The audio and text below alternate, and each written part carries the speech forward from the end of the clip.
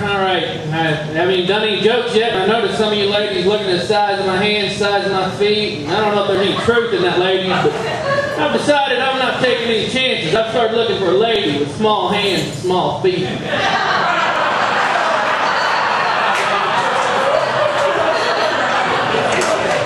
What do you got there? 10s, 12s?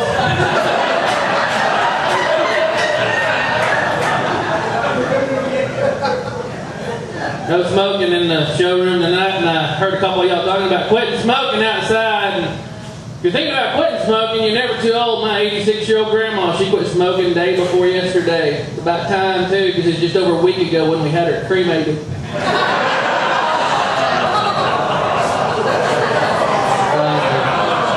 Quit smoking.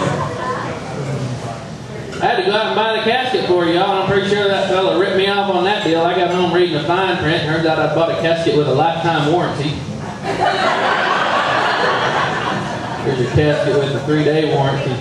And then he tried to rip me off again by selling me an urn to put Grandma's ashes in, like $483, and I couldn't afford that. But Grandma loved flowers, so I went down to the big department store and bought her a nice vase, put her ashes in there, throw in some seeds, let her push up some daisies.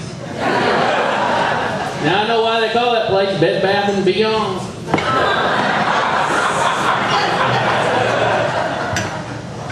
Doing a show in Fort Worth a while back, and I ran up on the stage chewing gum, and I just went ahead and swallowed it, because we all know when we were kids, bubblegum won't digest, it'll just pass right on through, no problem. That's true when you're a little kid, not when you're a 40-year-old man with a hairy butt.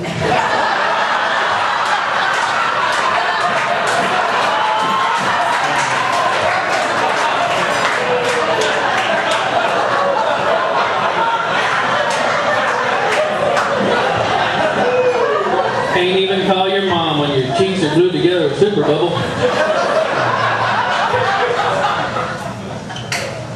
So, I'm single, ladies.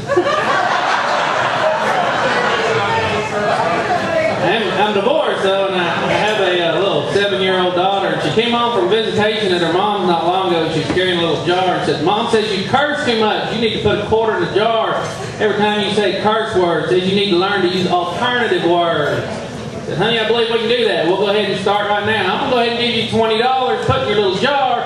You go get the phone. We're going to call your mama."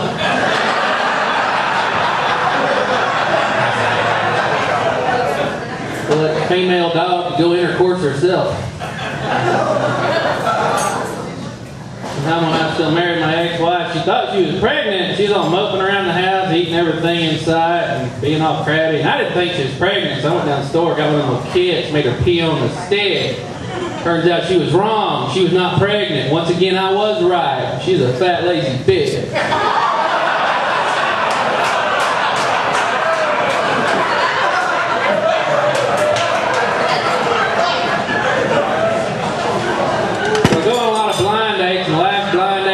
Before the date even happened, she called me up. She said, "Now, Gaines, I got to be honest with you. I'm a big girl, and I've got some love handles."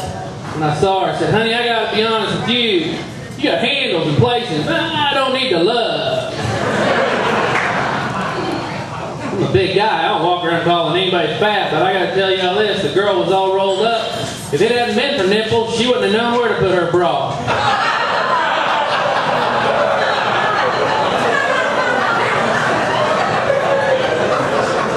In fact, now that I think about it, had she put it on backwards, it probably would have fit. Y'all grown at that, but I guarantee you I'm not the only fella in here that's ever been feeling a boob, get a little turned on, realized it didn't have a nipple.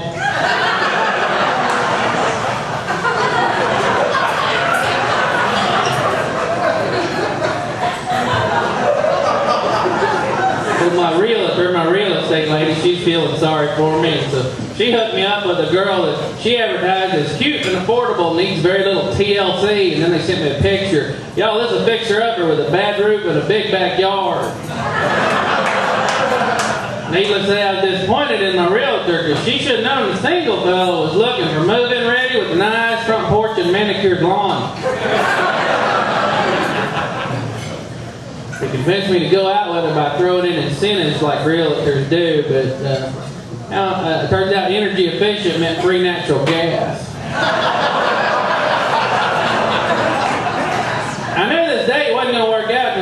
still sitting at the dinner table like some of y'all are eating, and she looked across the table and said, you know what would be really sexy and turn me on is if you'd let me pull some of them beads out of your rear end.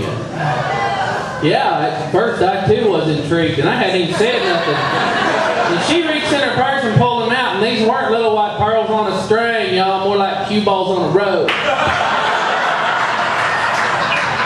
That's when I realized there are currently no beads in my rear end. How you gonna get them in there? Poke them one at a time? I don't think so. In fact, I know from experience, and I believe you'd have better luck if I just went ahead and swallowed them, and you waited till tomorrow.